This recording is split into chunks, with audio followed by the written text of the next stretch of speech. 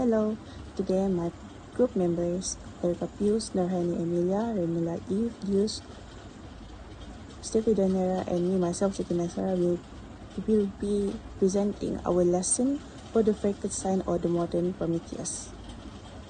Firstly, we're going to talk about the author on the novel Frankenstein, which is also known as the Modern Prometheus. This novel was written by Mar Shelley when she was 18 years old.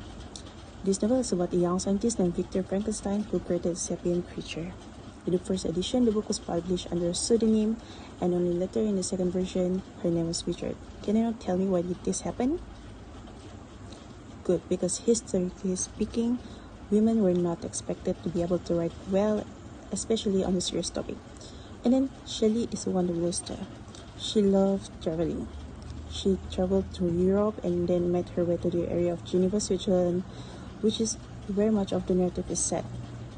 And then the idea of creating this novel started when she and her friends, John Victory and Lord Byron, including her future husband, Percy Bysshe Shelley, who often discuss about Calvinism and occult ideas, competed to see who writes the best horror fictional story. And while she was writing, she imagined a scientist who created life and also bowed by what he had created. Next, for the summary, Frankenstein or the Modern Prometheus is a renowned Gothic literary work by Mary Shelley. It is a story about a scientist named Victor Frankenstein who gets obsessed with the idea of creating a living being. He succeeds in making a creature or a monster by using stolen body parts. However, when he sees how ugly it is, he abandons it. This makes the creature feel lonely and angry. The creature, or the monster who is now alive, tries to fit in with people, but since he is ugly, they are scared of his appearance. Since he's lonely and upset, he decides to get revenge at Victor, the one who made him. The novel explores big ideas like whether it is okay to play around with science too much and what happens when we don't take responsibility for our actions. It also looks at how people treat others who are different.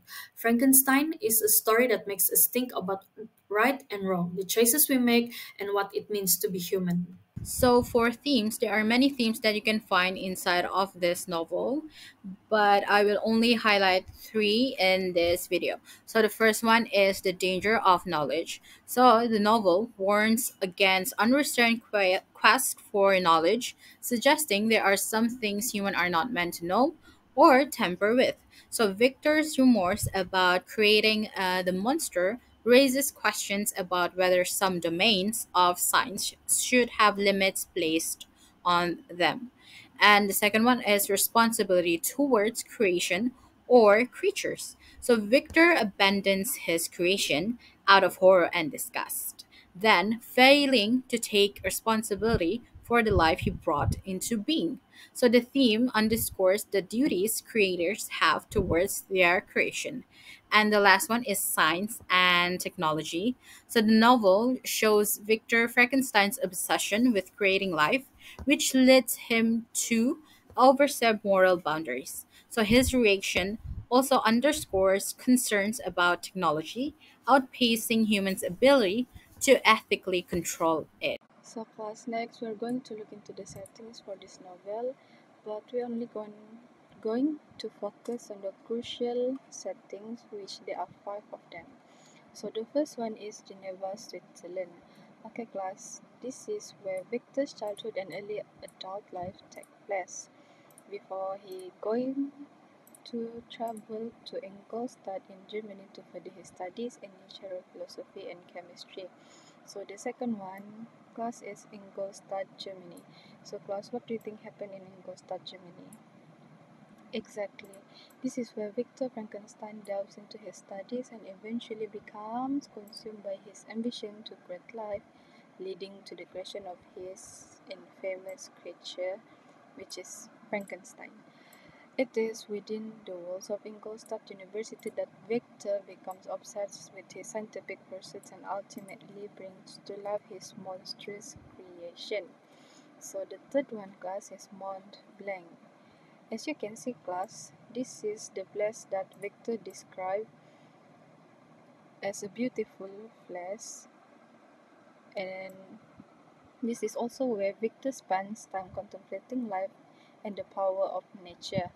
So the fourth one is the Orkney Island. So class, what happened here? Correct. This is why Victor travels to create a female companion for the creature. So the fifth one is the Swiss Alps. As you all know, class, Victor travels here to the Swiss Alps during his pursuit of the creature after its creation. So the last settings or the last place that we will be talking about today is the Arctic. So class, this is the final setting where the confrontation between Victor and the creature takes place. The Arctic setting symbolizes the unknown and serves as a metaphor for the pursuit of knowledge without consideration for its consequences. The extreme cold, isolation, and unforgiving nature of the Arctic landscape parallel the emotions and moral isolation experienced by Victor Frankenstein as he creates and rejects his own creature. So that's all, class. I hope you understand about the settings in this novel. Lastly, we are going to discuss about the main characters in the story. So there are five main characters. The first one is Victor Frankenstein. He is the protagonist in this story and a scientist who creates Frankenstein.